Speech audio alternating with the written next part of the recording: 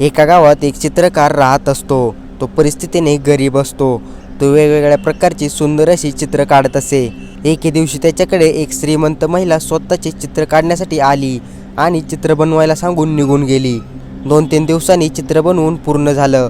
मग ती चित्र घेण्यासाठी परत आली। तिने ते चित्र पाहिलं आणि ती खूपच खुश झाली। तिने चित्रकाराला विचारलं, या चित्राचे तुम्हाला किती पैसे द्यायचे? चित्रकार गरीब माणूस होता। त्याने विचार केला की 500 रुपये मागू का 1000 रुपये मागू, पण त्याला वाटले ती इतके देईल का नाही।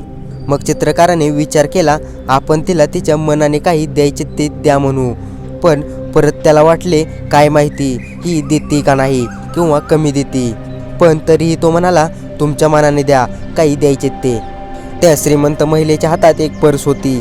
ती चित्रकाराला म्हणाली, ही पर्स तुम्ही ठेवा, ही खूपच किमती पर्स आहे। मग त्या चित्रकाराला वाटले, ही पर्स ठेवून मी काय करणार आहे, जरी ही खूप किमती आणि सुंदर आहे। आणि तो चित्रकार म्हणाला, नको नको, मी पर्सचं काय करणार आहे, तुम्ही मला 500 रुपये द्या।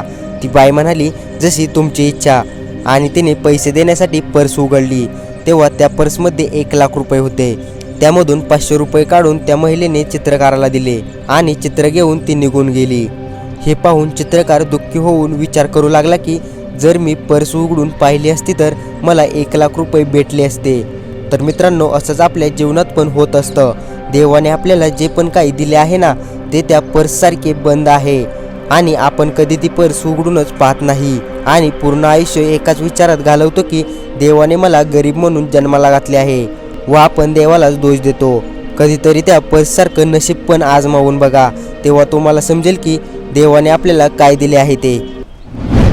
आय होप मित्रांनो, मला या कथेच्या माध्यमातून जे काही सांगायचे होते ते तुम्हाला समजले असेल।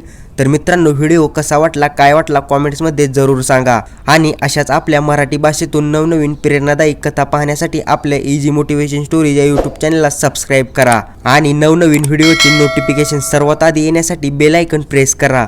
तर चला भेटूया पुढच्या एका नवीन भन्नाट अशा व्हिडिओमध्ये। तोपर्यंत धन्यवाद।